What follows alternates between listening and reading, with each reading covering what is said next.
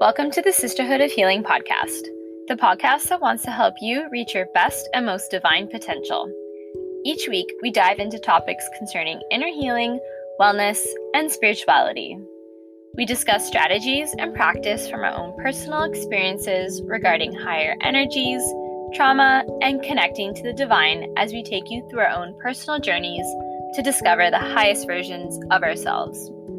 In combination with guest speakers, we bring you a comprehensive guide to mental and spiritual wellness and the ability to connect to yourself and the world around you on a deeper level. I'm Nicole, and I'm Christina, and we are two sisters who want to take you along on our spiritual and healing journey.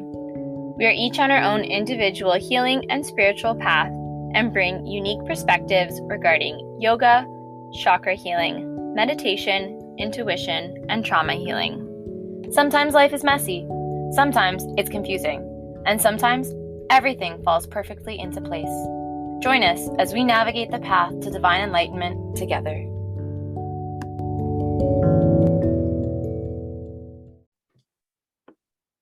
Welcome, sisters, brothers, and non-binary listeners to episode 6 of the Sisterhood of Healing podcast. Today, we're going to be discussing developing intuition and mediumship. And we are so excited to introduce our guest today. His name is Gaz, and he's from the Fabric of Being. So hello, welcome, Gaz. Thank you so much for joining us on the podcast today. We're so excited to be having this discussion with you. Yeah, thanks for having me on. Thanks for inviting me, you and Christina as well. It's nice to, we spoke plentiful earlier for like 30 minutes, so I feel like I'm reintroducing myself again, but I'm grateful for being on and hopefully I can contribute something worthwhile. Thank you.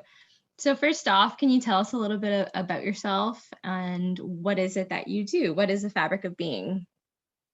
Yeah, so basically I'm originally from England, a place called Stockport, close to Manchester. I grew up there, and then I currently now live in Canada. After traveling, I met my wife in New Zealand. She's Canadian, and we have two small children. Ironically, I've been aware of my spiritual awareness and capacity since a very young age, and then it turns out. And shortly after meeting Shannon, although she was having experiences and could see ours and stuff, she just thought that was the natural way of being. And it became obvious that we were both similar. It feels like we're both similar in nature. So once Shannon got in full swing and started offering mediumship readings to people and built up a confidence, we decided, actually it was your friend as well, Natalie Cooper, that suggested we do a website and offer our gifts open to other people to be able to assist people. So yeah, we started the Fabric of Being. It's mainly just our website at the moment. Hopefully eventually one day we hope for a podcast to offer more things, but we just offer the opportunity for people to either have spiritual readings, which is generally known as like a mediumship reading, or we do have energetic therapies on there to help people with healing, like mental, emotional, and physical aid. And then it's also hopefully eventually turn into something where we can help people to develop the gifts for themselves, so they can start to open up to their own like capabilities and spiritual senses naturally. Very cool. And so I think after our visit with you, we definitely you definitely felt a connection. I think you definitely helped us open up a lot more to a lot of that as well. So okay, I know that's nice. Like yeah, that's nice. We loved it, and I think you ladies were already open. It was just about shining that light back on you, so you could already realize what it was you was experiencing and what you was just starting to unfold. Cool. Yeah. So, can you like explain what intuition and mediumship is for someone who might be new to those terms?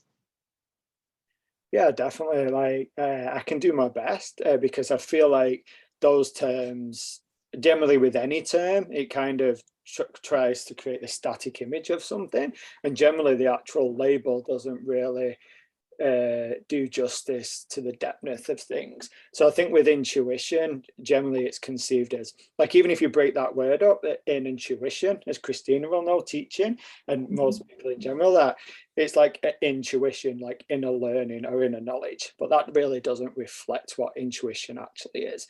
So really, how I understand intuition and experience it is that it's a finer sense of the human being, but in an energetic spiritual capacity.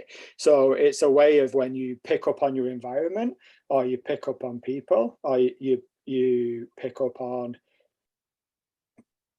the stream of your current trajectory in life, if that makes sense. So you don't, like, it's not as psychic as where you look further afield and you start to see the future, but maybe within the space of your experience in the next 5 to 10 minutes, you might pick up on something that's going to happen, like somebody coming through the door, or an experience, or something that's going to be said.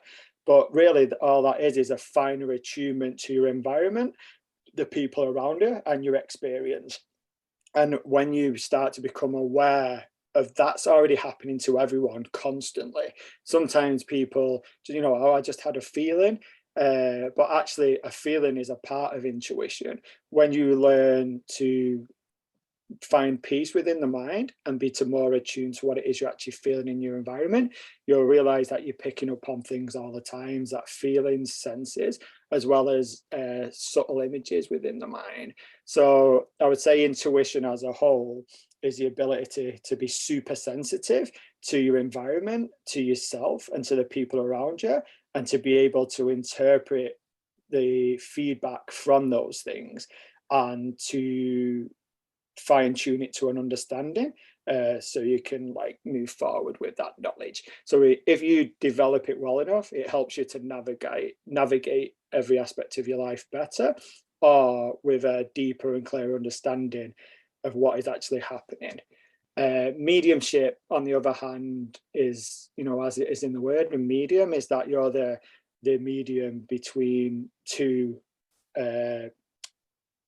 I was going to say two frequencies, but you're the medium to be able to interface with two different conscious frequencies, or two different dimensions, if you want to call it that, so that you can receive messages from loved ones or guides or unincarnate intelligences, and be able to pass that information on to people in the physical who haven't yet opened up their awareness to those finer levels.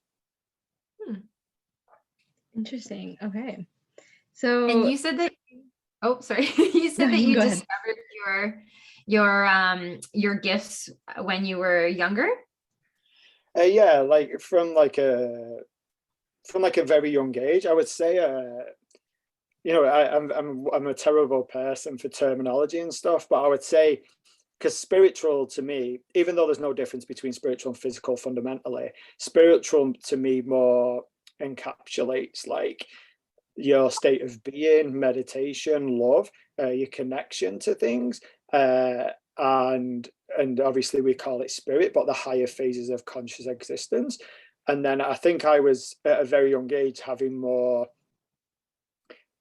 like psychic phenomena experience. So people would, there's obviously varying degrees again, but people would call it like ghosts and stuff like that, but all like conscious people in spirit that haven't really passed on. So I was having those experiences as a child that probably weren't always as enjoyable or as fun that people might think, when you're younger, and it's a bit more an invasion on your growth as a person and as a child. So I was having those experiences, and then as I got into my teens is when I really I shut it all out for a little bit, drinking and partying and living and just enjoying my life.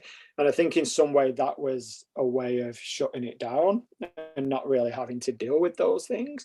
And then I gradually started to open back up again. I was at work one day. I was actually working in a warehouse at the time, and I was speaking to this lady, and I just started to see aurora like around her head. Like, can I swear? I can't say. I was like, oh, S-H-I-T, like I can see your aura. I was like 17, like green as anything. It was probably like the worst thing I could have said to her. She was like, what? And I was like, Yeah, like you can see like your lighter, and I think she thought I was just making it up, or I'd up to no good. And then that's when I started to open up again, and started to explore my spirituality and what was out there on offer. So yeah, it was from a young age. It's been over like 25 years now, but it's been I'd say like I'm very much a different person from that person then, obviously, when I first opened up, to how I understand my view on spirituality and stuff now.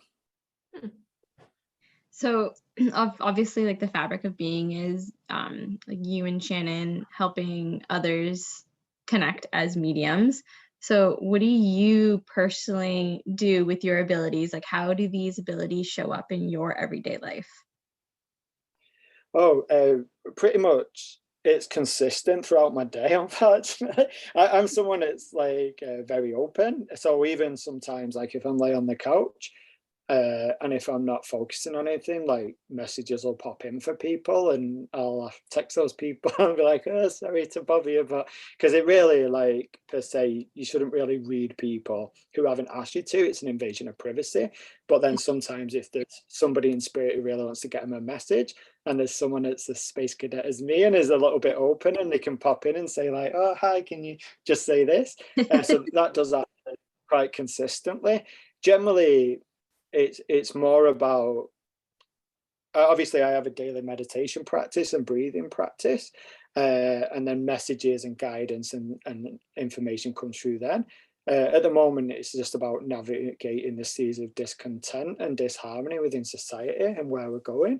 And I generally try to use it to guide, obviously, my children, to guide my wife, and obviously Shannon's a medium as well, and we use it to guide each other. But really just to discover, to have a greater and a finer understanding of where we are as people, how we can improve upon that, and where it is what decisions we should make to ensure that those decisions are based on love, honesty, and truth for the people around us as well as ourselves. That's so beautiful. That's such a selfless way to live. And like you had mentioned before we started recording, everything just comes out of love, like it all comes from a loving place. And I think that based on what you just explained to us, and how you use it to kind of live your life and base your interactions around, it definitely seems like you're leading from a place of love, which is so beautiful. And I think I mean, it always sounds more poetic and beautiful than the actuality of existence. Like words can sound like poetry streaming from a spiritual person's, per se, whatever a spiritual person is, from their mouth.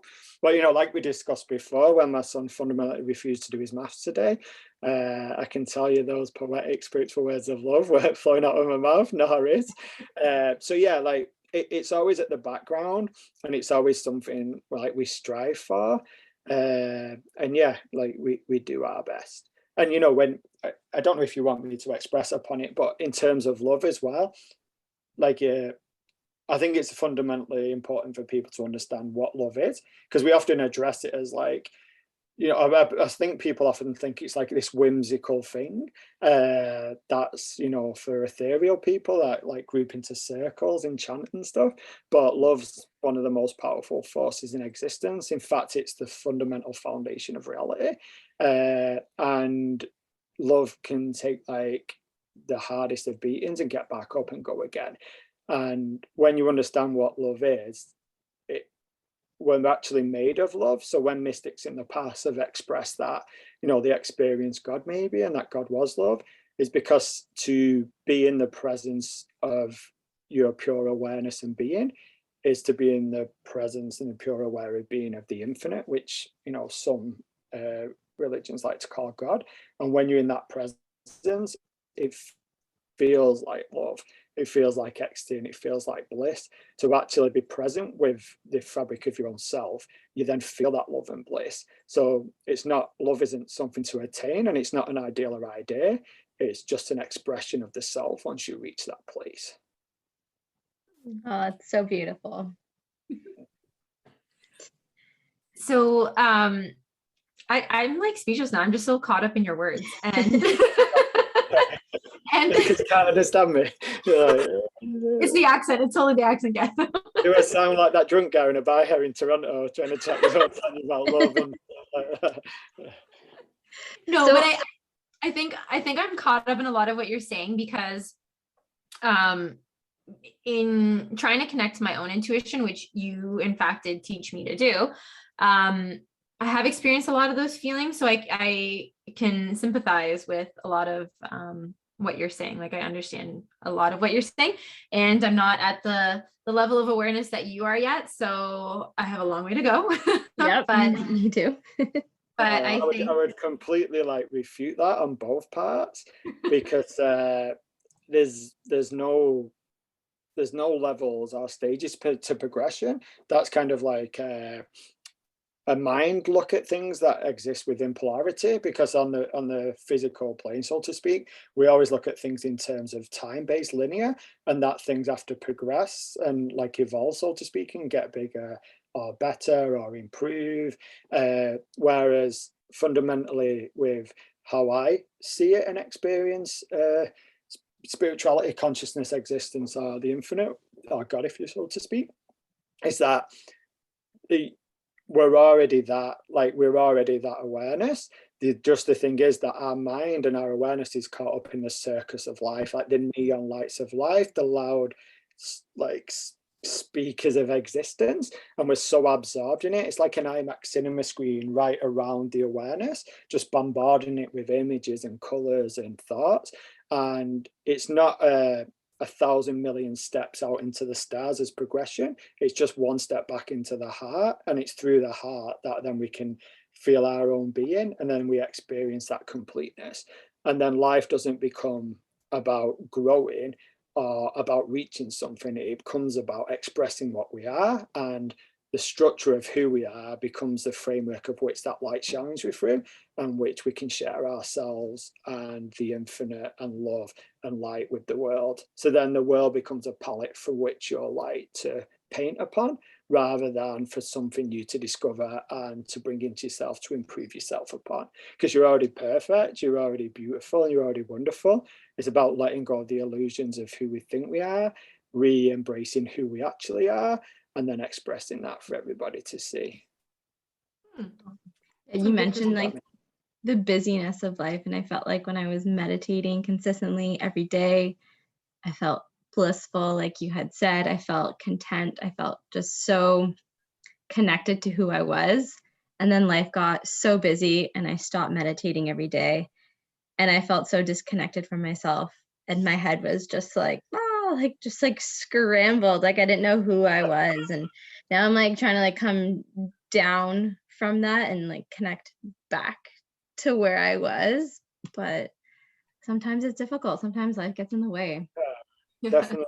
I know that feeling very well. And especially it's ironic because the more sensitive you become to everything as well as yourself, it's easier to snap out of that place, because you're so sensitive to everything around you that those things can become even louder and even brighter. And it's much easier for it to take your awareness. And that's the importance of, keeping your own space. People call it grounding or protection. I prefer to think of keeping your own space, just so it's not as intense on you. But yeah, I know I've been there myself many times, so I understand what you're talking about.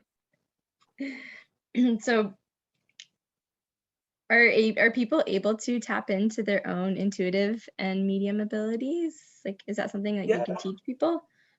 Yeah, definitely. And I struggle with the word teach. I do use it myself as well. I prefer like to express an understanding. I feel like intuition and mediumship are just senses and faculties of, if you want to call it, the soul of being that everybody has. It's just that they've never been shown how to use it, and they're currently not using them or in use of it. Once people understand how to bring their awareness back to them, they're there already. It's not anything that you need to develop. It's just something that you need to uncover and remove like the loudness and the clouds, to be able to have a clearer connection to it. So once people I think, I don't know if I did it with you, Nicole, because I think you was with Shannon, but with Christina, we did what awareness actually is. So every day, obviously, people are aware, but they don't realize they can use their awareness. So not just to be aware of the outside world, but to be aware of their own body. So you'll notice it more like if you hurt yourself or you have a strain, like you're not actually obviously feeling it with your hands, but you feel it in the muscle or you feel it in that area because your attention's drawn there because the body's obviously expressing something. But you can actually take that awareness, you know, to the palm of your hands now while you're listening or while we're talking. You can take it to your left foot and maintain it there. You can take it to your left shoulder. Once you understand that you can use your awareness in that way, you can then maintain it in certain areas of the body. So you can fundamentally, it's important to maintain it over the heart center, but initially to open up the spiritual eye, the third eye, spiritual vision, is to maintain the awareness between the eyebrows on the skin, and it's just a light awareness. It feels like a pressure, but eventually awareness can be like a light, and as it starts to maintain that awareness there, it will start to open up the third eye, and you'll open up the vision into like the purple light behind the eyes, which people may experience, the indigo light, because they say humans can't see on the violet spectrum, but the spiritual eye can see at that spectrum, and that's where you first start to see what people have termed the astral world, which is the next conscious phase of existence on from the physical. So yeah, everybody is a medium, so to speak, and everybody has intuition because it's just a natural part of being a conscious being. The ways to open that are really simple, just takes dedication and patience, and there's actually a step-by-step process to opening it. And when that does happen, like Christina was saying before, you'll have the visions and that, and you're not making them up, obviously they're happening, and then it's just about having a safe space for you to be able to express those experiences to make sure they're valid and they make sense, and then you can keep practicing in that way, so then you can get familiar with what your intuition is, how you're receiving it, and how to use it, and to validate when to understand the information enough to make sure it's valid and accurate every time. Did that answer your question? I don't even know if Yeah, no, it did. Yeah, definitely.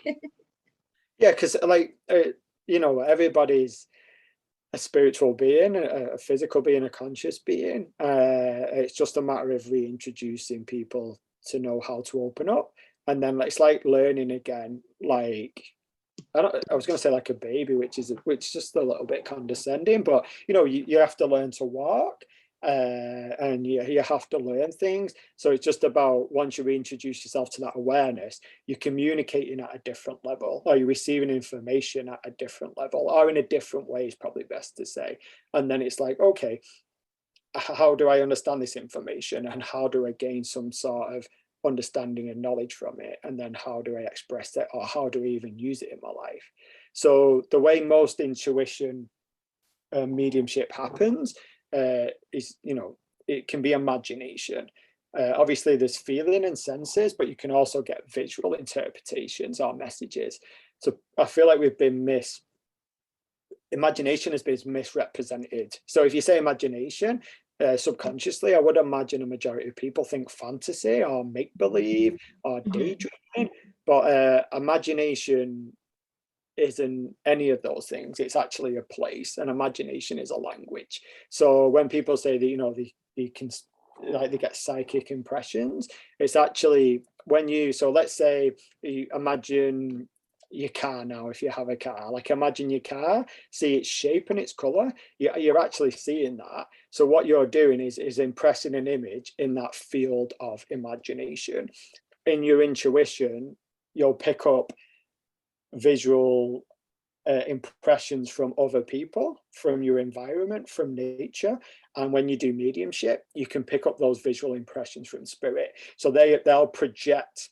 We often laugh sometimes, because sometimes when we're doing the reading, it's like spiritual charades, because they'll like project that image of what they're trying to express onto the field of imagination that you're also viewing. And then you also, by impressing feelings upon you, you then naturally intuit and interpret that and then pass it on to the receiver, if that makes sense. Yeah, no, that makes sense. So at the beginning of our conversation, you had mentioned when you were rediscovering your abilities, when you were working at the warehouse, you saw a green aura around one of your coworkers. So can you explain what an aura is? Yeah, it's like an energy field. So the best way, maybe not the best, but the way I understand it is, people can often, or I presume people think that auras are on like organic life. They're only around living things. And I know they're starting to show it in science that things have energy fields, as if like they're giving off energy from you, like you're an organic, like it's a byproduct of an organic kinetic energy. But actually, everything has an auric field, because an auric field is just the energetic structure at the next level of the physical representation in this reality. I'm so sorry, I know I started going off into realms of like, no, it makes sense. Yeah, it makes sense. Really, it's like every aura has a physical manifestation. So without energy first, you couldn't have the physical manifestation. It's like when you're watching TV and you see people on the TV, you're not really seeing the people, you're seeing the pixels, and it's the pixels that make the people. It's the energy that makes the physical vibration a form and a reality. So every aura has a physical representation. So when you look at people, it's really easy to do, and most people could probably do it first time. It just takes like a gazing of your awareness around people, and you'll start to see the first layer, which is like looks like a shadow, but like a light, like a dim white light. And then as your vision opens up more, you'll start to see the other layers and fields and the colors, and you'll start to see it around him. So within that aura, you can read and understand and pick up on people's like mental states, their emotional, also the physical states. And then it, if so, you use that to help them, or to even interpret your own auric field. But yeah, aura is the most common word, but it's really just an energy field, but it's also consciousness and your spiritual bodies. Okay. So what are the different like colors? Like are those colors associated with like the chakras, like the energy centers in our bodies? Yeah, definitely. So I think you mentioned green, for example. So obviously, red, it's like the colors of the rainbow as well. That spectrum interpenetrates. But so for green, for example, you can learn like from websites and books as well, each chakra and their colors.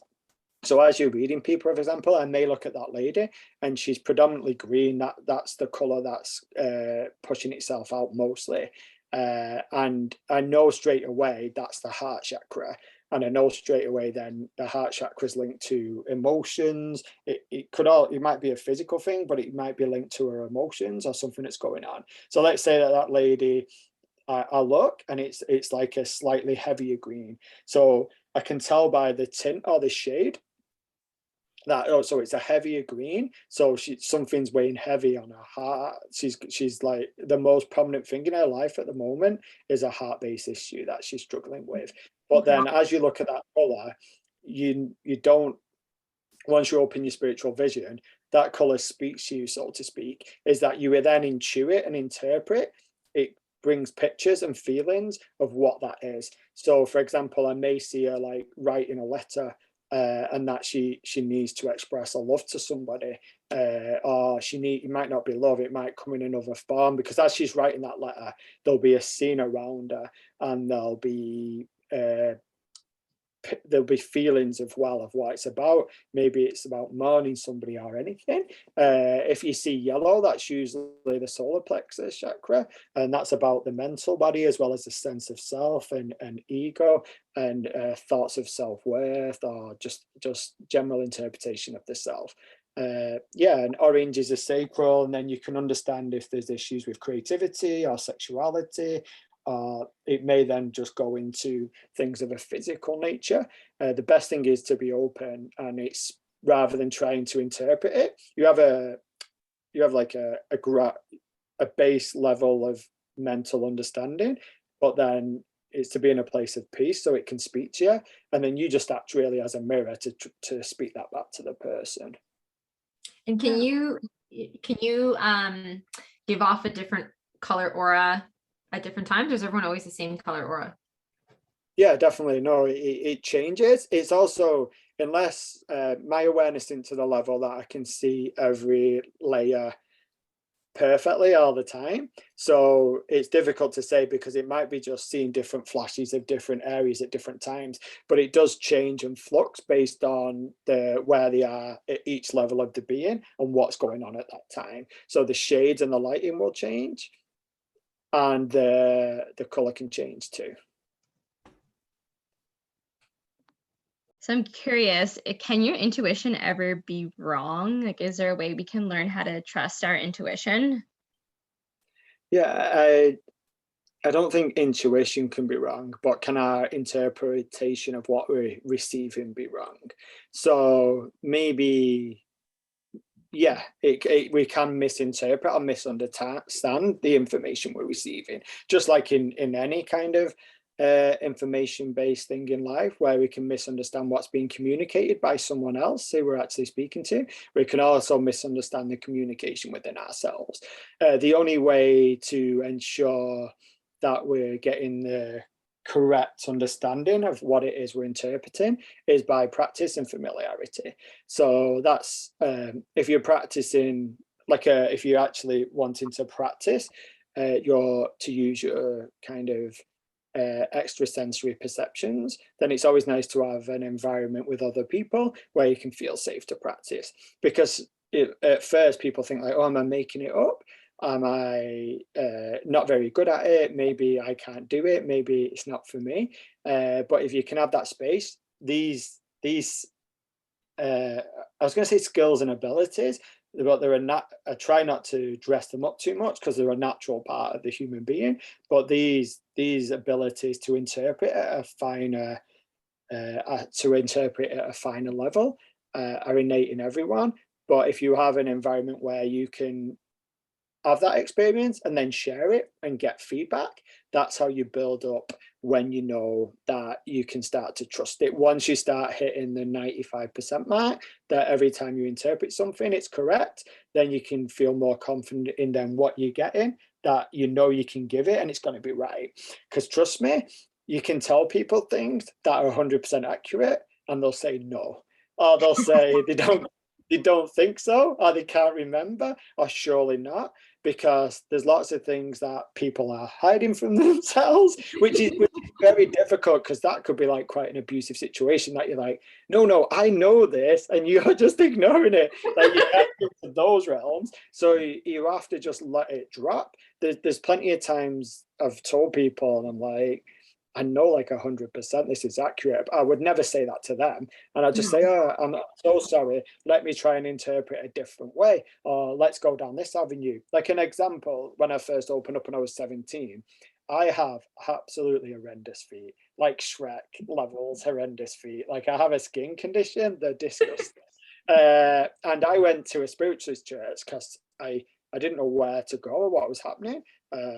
I'd mentioned to people that I was seeing things, and tests were mentioned, and eyesight tests and stuff were mentioned. So I obviously wasn't being heard or understood.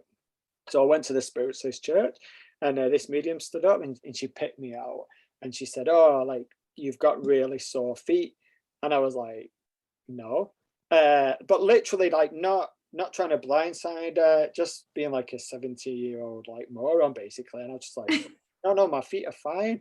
And she was like, no, there's a problem with your feet. But in my mind and in the nervousness of the situation, I thought she meant I'd hurt my feet, and I hadn't hurt my feet. They'd always been like that. So I was like, and this poor woman's on stage in front of like 50 people, and she's like, no, there's a problem with your feet. And I'm like, oh, there's not. And then when I got home, I was like, and I was like doing something, and it, like intuition, it just hit me when I wasn't thinking. I was like, oh no, oh no, like I do have a problem with that. Like an obvious problem. And I kept saying no, and that poor woman was stood there probably in the stage to swallow her up. So I've never done anything on that level, but I think what I'm trying to express is, yes, our intuition, the information is always there, but how clearly can we see that information, and how well can we interpret it, and then how well can we express it?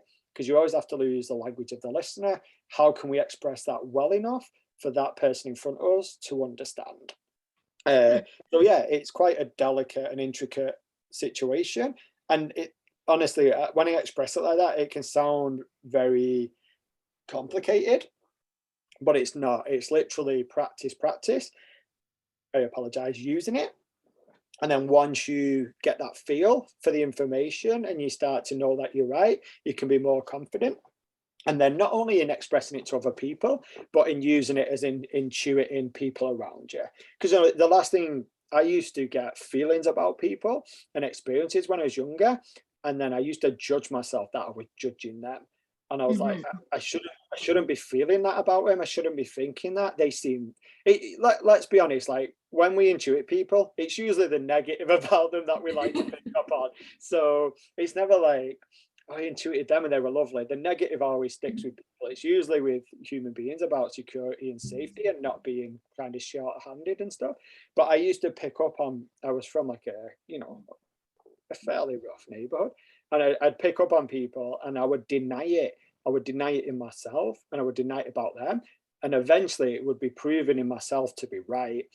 But over the years, it took me a long time to learn that to trust in my intuition, but trusting in my intuition didn't mean I was judging that person. So for me to intuitively be correct about someone, I had to get to a point where I had to decide to trust my intuition, or to go round the bend, to lose my mind, or to put myself in vulnerable positions that I knew I didn't need to be in because I'd already picked up on that situation. So when I think I had to come to a deep understanding myself that making a choice on what I intuited about someone wasn't judging them, as long as I didn't go telling people about it, and as long as I didn't push out onto that person in a negative way. It would just be to understand the situation, understand that person, and that gave me a greater knowledge of what decision to make next, or what to say next, or what to do next. But it's yeah, I think the question was about, can it be wrong? And I've gone off on a tangent again. It's Sorry. okay. That's okay. I'm just going to give you a quick example. It just comes to my mind. This is not always, but this is how it can help. I used to live in Portugal, and it was like 3 o'clock in the morning. We'd been to the bar, and I do not recommend, by the way, I don't drink now. I've not drank for like 10 years. Eventually, when you get to a certain level, drinking and spiritual work doesn't work well, especially with your aura and holes happening in your aura and stuff. That's a whole other story. But at the time, I was still a Neanderthal, and I was just naturally spiritually open, and I was drinking, and we were walking through Portugal at like 2, 3 in the morning. And we're all chatting and laughing because, like, you've had a drink. It was quite loud. And all of a sudden, we're about to cross the road. And I just heard in my head, no, we was about to turn left down this sideway. And I heard in my head, no, cross the road now. And I was like, we have to cross the road. And my mates and everyone just like stopped. I'm like, what are you going on about? I was like, cross the road. And they weren't listening to me. So I got really agitated. I was like, you have to cross the road right now. And we crossed the road. And as we crossed the road, there was another guy stood at the corner. And then as we looked down, there was an alleyway, and there was like 3 or 4 guys waiting for us down the alleyway. And we were like, let's get going. So all I'm trying to say is that's quite an extreme expression of intuition, but it's always better to trust your intuition and be wrong later than not to go with how you feel, because then at least you don't feel like you've let yourself down, as long as by following your intuition you're not hurting other people. Yeah, I definitely feel like growing up, I always felt like I had a really strong gut, and a lot of what you're saying really resonates with me, especially when like you meet someone and you're like, oh, and you feel like you're judging them, but you just get this really bad feeling. And historically, I've ignored that feeling. Like, it'll be fine. I'm being judgy. It'll be fine. And then months, years later, I'm like, no, I should have trusted my gut, because my gut, whenever I followed it, it's never steered me wrong. And now I call it my intuition, but it was always that really, really strong feeling. So yeah, a lot of that resonates. But what a story. Oh my gosh. Good thing you. Yeah, it was, I mean, that was an extreme one, so I apologize, but it just came to my mind. With you saying like you trust in your gut, it's because that's the solar plexus and that's the psychic center as well, and that's where if I'm reading someone and I start to connect to their energy, that's where I start to feel how they're feeling, or I'll feel that's the main epicenter of it anyway. I'll feel what it is going on for them, and that's what it'll be if you're in a social situation. Like there's things about setting your space as well, so I don't want to start giving people tools and techniques when they don't have the ability to ensure that you cross the road, you look left and right. Like you also have protocols and stuff to do in spiritual work, so you don't want to be going out into the open just trying to intuit everybody, because when you're intuiting and that, you're actually mingling with their energy and you're picking up on their energy, and people are doing that all the time, but it can have a more adverse effect when you're aware of it and it starts to have an effect on your being. But if there's nothing harm with like speaking to your grandma or speaking to someone you trust at work, and then just taking your awareness to your belly, just slightly, just hold your awareness on your belly or your stomach area, and just feel there and be receptive. And as you're receptive, you'll start to be aware that you're actually feeling that connection with the other person and maybe how they're feeling. So sometimes, you look across the school or the office, people say like, oh, they seem down today. And yeah, there is like body language things, but also I think people are picking up intuitively on each other. And if you allow yourself to be with that feeling more, you'll realize there's something deeper there, and it's probably speaking to you in a clearer, more concise way. So pay attention. Yeah, it's just about attention and awareness. They're all natural abilities, and yes, sometimes we may need to like give them a bit more attention to hone them in more, but they're actually happening all the time, and people are using them all the time. It's just that we're so caught in our minds that we're not recognizing what we're doing and what's happening. If you provide attention to when it's happening or how you're feeling it, you'll realize it's deeper there, and you'll realize that you can actually use it rather than it just spontaneously happening sometimes. So you've told us a lot of really good information, a lot of really good stories. If you're comfortable with what I'm about to ask you, then we would love to hear it. But what's the most surprising thing that's come through when you are doing a spiritual reading with someone? Okay, so I thought he was gonna ask me about my own experiences, because they're wild. I was like, people don't need to hear experiences.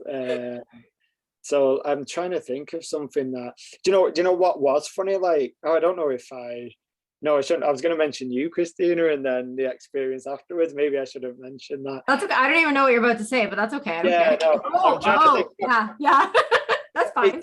It's difficult because I shouldn't really like talk about my readings with people, but you don't know those people. I'm trying to think of some things that might have come through that was wild.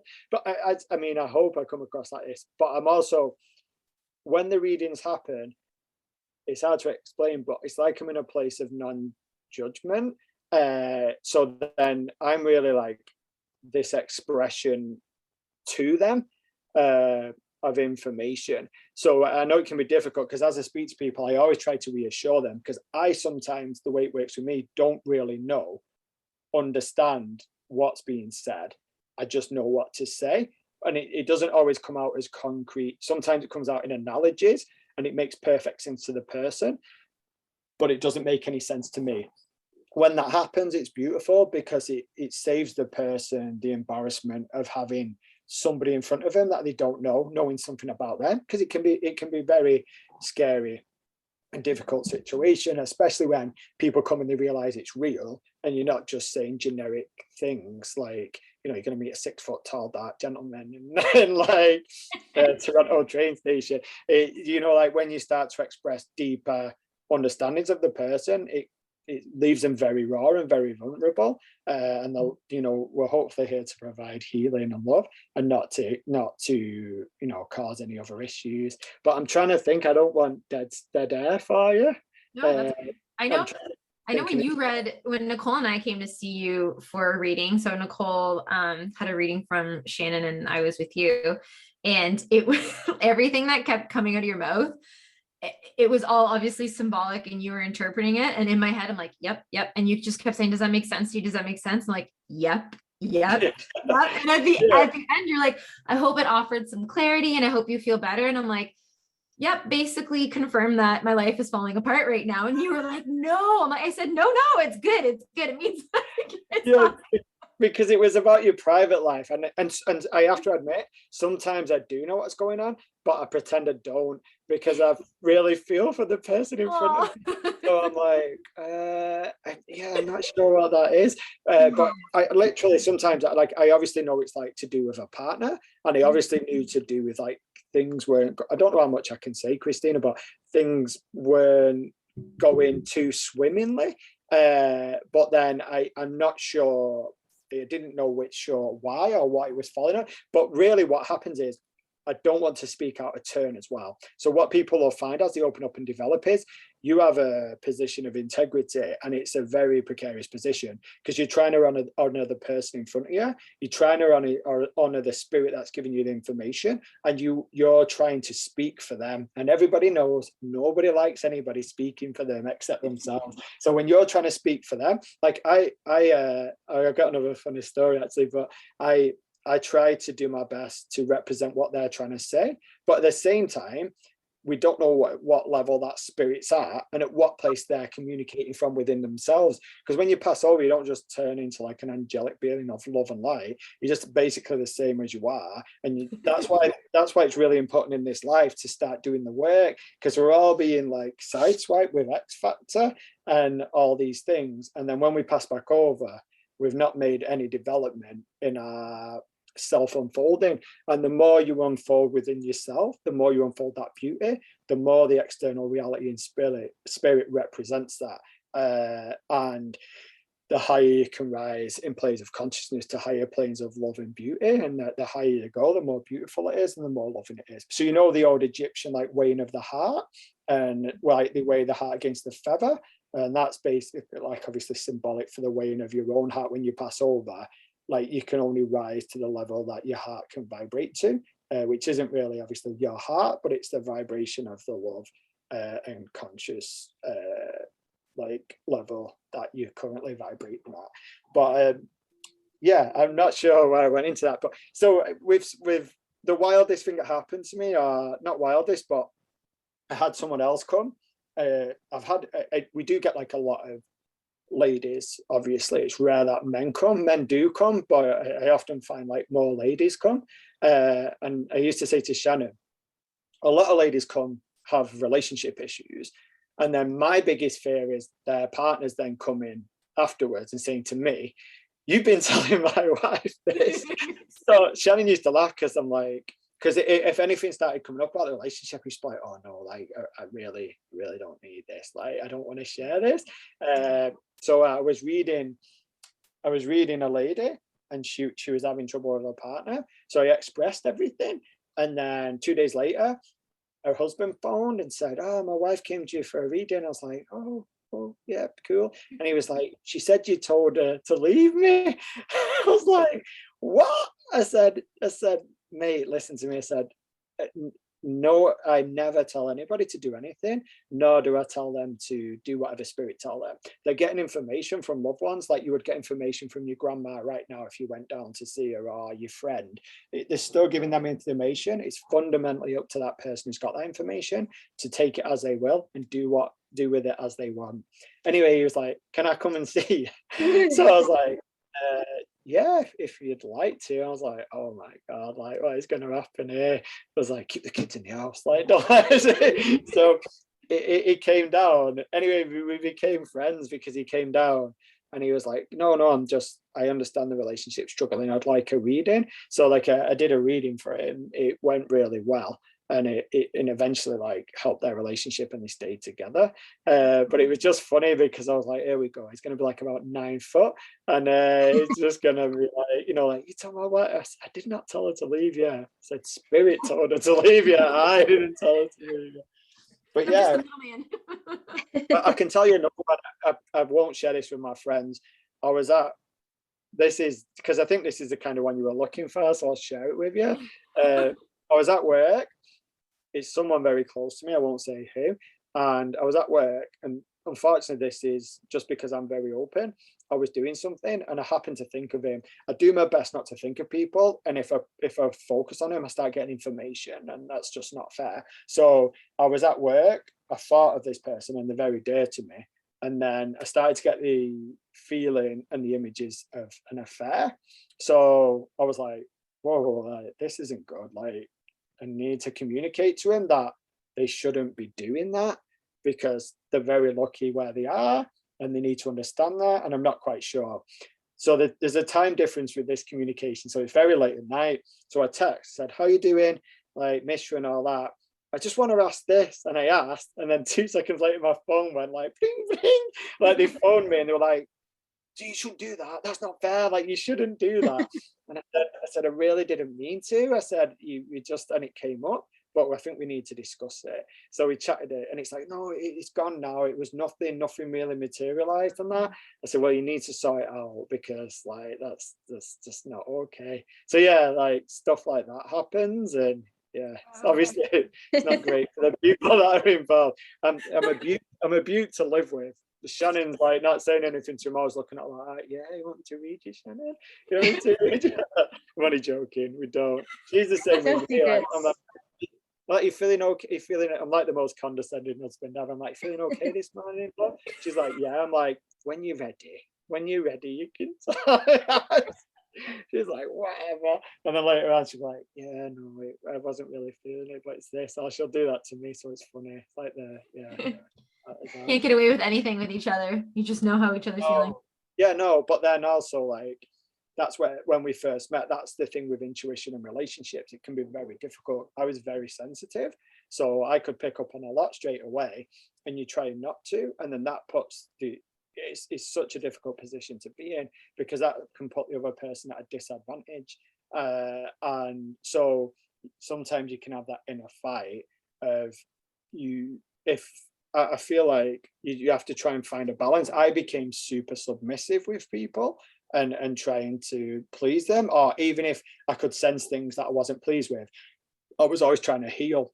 I had a lot of poor relationships because I was always picking up people that needed healing, like needed mending, and so I was always like constantly. So, but it puts you in a tricky position, because yeah, you can know more about someone than at a regular level you probably wouldn't, and then so that can be quite tricky. But now we're both pretty much open and intuitive, then yeah, it becomes balanced. But at the same time, sorry, the reason why I was saying that, goes back to like, can your intuition be wrong? Is if the person you're with is telling you you're wrong, but you're right, but there's something they don't want to share, or there's something that they want to keep personal, which is fair enough. Like, even a relationship, we all have our own beings, and we all have things personal to ourselves that we're maybe not ready to express and share. And that's where it can become a tricky thing to navigate, is trusting what you're feeling and what you think's right, but also respecting the person that you're trusting and feeling it from. But still, fundamentally, if the information you've garnered, and you have to make a decision based on it, you always make that decision for what's best. That's not going to be, negative the other person in terms of outwardly purposely hurting them, like emotionally, mentally, or physically, but making a decision based on what's, the right decision based on the information. Does that make sense? Yeah, it does. Yeah. Go ahead, sorry. Oh no, I was actually going to ask, and what I was going to ask kind of matches with what you've been talking about. I was going to ask, like, how can you tell the difference between you projecting your own experiences, insecurities, whatever it is, on someone else, as not necessarily a partner, just on someone else, how can you tell the difference between that projection and your intuition? Like, how do you separate that? And you know what, that's a good one, because obviously as you're starting to become more sensitive to others, ultimately you're becoming more sensitive to yourself, and it's knowing in between the sound and chaos of others and yourself where the boundary lies, and when it is you're picking up on others, and when it is you're just projecting your own insecurity onto other people. So I would say it comes about when you become more intimate with yourself and you know yourself better. So all these gifts are great to help people, but to be honest, we should help ourselves first. And I know that doesn't sound very spiritual, but as a young teen, like going through my spiritual awakening, I went through a very odd stage of really trying to help people, to the point it became detrimental to my health. And one day they gave me a message, and this is a very basic message, but it stuck true with me. And I was rowing in a boat, and all these people around me were in boats, but they had holes in their boats, and their boats were sinking. And my boat had holes in, and I was rowing to them trying to fix their holes. And the more I was trying to do that, the more mine was sinking. And it was like, you're in no position to help other people until you help yourself. So I think if you use your intuition to become more intimate with yourself, and then to use it to help heal yourself, elevate yourself, and open yourself up to a more place of peace. And once you know yourself, you can then know if you're not projecting it onto others. But it is easy with people you're not emotionally connected with. So to read people I know can be much more trickier and difficult at first, but then as you start to get familiar with the information and how you're receiving it, that becomes easier as well. But I would say that I would recheck and validate if it's within an emotionally strong situation. Because when you'll find when emotions are really strong, intuition's really weak and low. Emotions are like, like a fire, and intuition's like a gentle, like, pond, like you was expressing before with one of your visions. So you'll know if you're in a calm place and you're picking it up, and you can make a rational cognitive decision, and it's not firing you up. So yeah, no, it's tricky. It's like anything in life, and it's delicate, and it's, to be like delicate with yourself and sensitive, and just to be, if you're coming from a place of love and understanding from everyone, then you'll always make the right decision anyway. That's good advice, actually. It's really good advice. It's easy said. It is easy said. It takes a lot of practice. Yeah, definitely. Yeah, no, definitely. So no, I understand that. That's something I've learned a lot. I appreciate that question, because it's difficult when you're intuitive and you're opening up and you're going through relationships, and to know the difference between yourself and the other. I think it's good at any level, especially at that level. I find that's something that I ask myself a lot too. When and again, like learning to trust your intuition, I'm always like, okay, am I just projecting my personal feelings, my experiences, my whatever on this situation, on this person, or is there validity in this? And so sometimes it like takes like a lot of questioning or like some time, and usually it's my intuition. Yeah, and that's awesome. Yeah, and it's good you go through that stage, that process, because I think, like we mentioned before, like we've all met people and been there probably ourselves, where you can get carried away with ideas within spirituality, but are the actualities, are the direct like experiences. And I think if you always question and re-step and question, you're always going to provide yourself that protection that you deserve, and the protection to other people. Otherwise it becomes like gossip, or it becomes paranoia, or it becomes, I think with I was thinking then when you were speaking, Christina, was like, what are we looking for from intuition? Does that make sense? So when we're questioning it, what is it that we're actually looking for? Are we looking for validation that we can do this, which everybody can, or are we looking for answers to something? And what is probably the best way, it's just coming to me now while you were saying that, is what is our desire within the situation, and what is the information? And I think if you look at your desire, you may start to feel what kind of answers you want from it, and then are you getting the answers you want, or are you picking up on what's right? And you'll find from I keep saying that word, I don't know why fundamentally, but you'll find that usually the answers and understanding come from a place of compassion.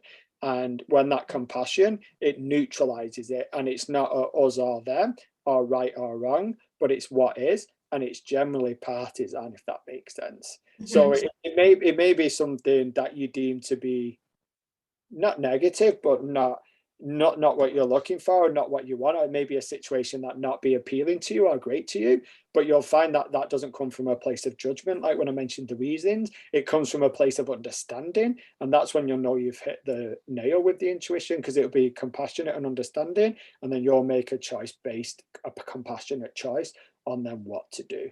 So I think you'll realize it probably, now I think about it, now you say, it comes with compassion and like non-partisan understanding of the situation. Okay, I'll keep that in mind. Well, you tell me, you two like full blown. I'm expecting next time you come around to teach me a few things, like like You'll be coming to see me next time. yeah, but like no. but yeah, that's what I mean. Like it's like we're all in it together, and through this conversation, like I'm learning things, and I think that's what it is that's what I was trying to say before. There's no levels to it. There's just a sensitivity and an experiencing of it. And then when you share like what you were saying then, it sparks something in me. And then I realize, oh yeah, no, it brings more clarity to me, because then you reinvestigate and rethink it and like, oh no, that's it. That makes sense. And that's what's good about sharing. And I think that's what's important about this kind of thing is, the word gifts and those kind of things, it kind of adds a specialness to people, but it is a gift, but we're all gifted, and we all have that gift. It's just about knowing we have it and then learning how to use it. And I think that's what's important. It's I can't think of the word. It's going to sound corny, but everyone is special and everyone's beautiful. If people could only see, like they have no idea. I went to an ayahuasca ceremony, Santa Daime. We did like a 10-hour dance. It was like ridiculous. I shouldn't have done it because I already have like really clear vision spiritually. So like ayahuasca blew my socks off. And but when we got back, it honestly affected me for about 2 weeks. And this is funny because I sat in like just this grotty car park with Shannon. We're waiting to go in this cafe to meet people, like a $2 breakfast cafe. And we're sat in the car park and the cars are driving by. And I obviously was still kind of connected a bit. And I could see that like, a tear started running down my eyes. Shannon's like, what's up? Are you okay? And it was like one of those like sad situations. And I'm like, people have no idea. Like they're these beautiful balls of glowing effervescent light, and they're like driving to work, or they're getting gas, or they're going for breakfast. And beneath like the facade of grayness and dullness of material reality, they have no idea how beautiful they are. I'm like crying in this car park, and she was like, I think you're still a bit high off ayahuasca, dear. I'm like, yeah, like I am, but if like I can't express if it sounds like words and it sounds like poetry and it sounds like metaphor, but it's not. Like all this stuff we're talking about is reality, and it's there for you to experience if you want to. And you are beautiful and you are wonderful. It's just about you accepting that and then allowing yourself to pull off the mask of inferiority and illusion, to reveal that to yourself, and then allowing yourself to express it in whichever way suits you best. Oh, that's so nice. We're all so capable. We are. So I think you've given us a lot of really good advice today, and given the listeners some really good advice for, I think being more aware, being more open, trusting themselves, trusting their intuition, and, how to kind of tap into their own intuitive abilities, and into their own gifts. And you've put it so beautifully, but also given us a lot of practical advice. But it's only a short show. What if someone wants to get in touch with you? Where can they get in touch with you? Yeah, definitely. We have their website, I think it's www.thefabricofbeing.com. Then we have the Fabric of Being at Gmail, and we're also on Instagram as well. I think that's the_fabric_of_being. And yeah, you can drop us an email or drop you guys if they want to get in touch with us. The service is on the website. And yeah, if you have any questions, you can drop us personal messages on Instagram. We're always happy to help if anyone needs any advice or any help. That isn't like, you know, a scheduled thing or anything. Mm-hmm. And we can't say enough nice things about you. I think after the first time Nicole had a reading with you. No, I think we had a reading with you together, but she had heard about you from another podcast. And then I came for a reading with you. My mind was blown. And it had never happened before. It had never happened. And you just seemed like so real. And then I told all of my friends. Oh, thank you. I don't think any of them have scheduled appointments with you yet, but all of them are like, oh yeah, like I'd love to go see them. I'm like, no, you have to. Like, you don't understand. Mind blowing. But we will definitely put your information in the show notes. And I think we're gonna have a little giveaway as well. Yeah, definitely. Like I mean, hopefully one time Shannon couldn't make it today, but hopefully one time you can have her on. She's much more grounded and peaceful in her communication. But yeah, Shannon is extremely gifted at mediumship as well. So we're happy to offer, depending on what you ladies want to do, but we're happy to offer to the podcast like a free reading or free experience. So we say that because, yeah, you can have a mediumship reading or an intuitive reading, but if somebody wanted to come with me for an hour and learn how, and you know, see my aura and learn how to open up themselves, I'd be happy to help somebody in that way as well, or even over video chat or anything like that.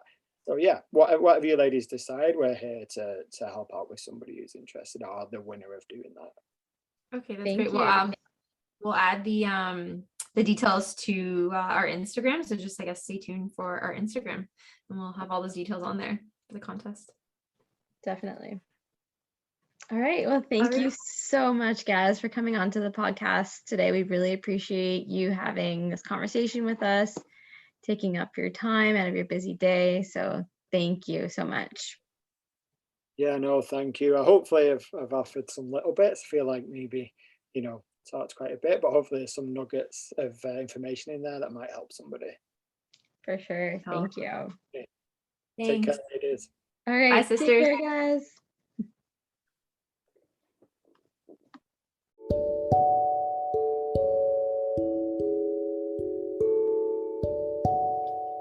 That's it for our show today. Thanks for joining. Remember, you can always reach out to us on our socials, on Instagram at sisterhood_of_healing, or on TikTok at Sisterhood of Healing. We love to hear from you, so please reach out to us at any time. Thank you for journeying with us today. We'll see you next time.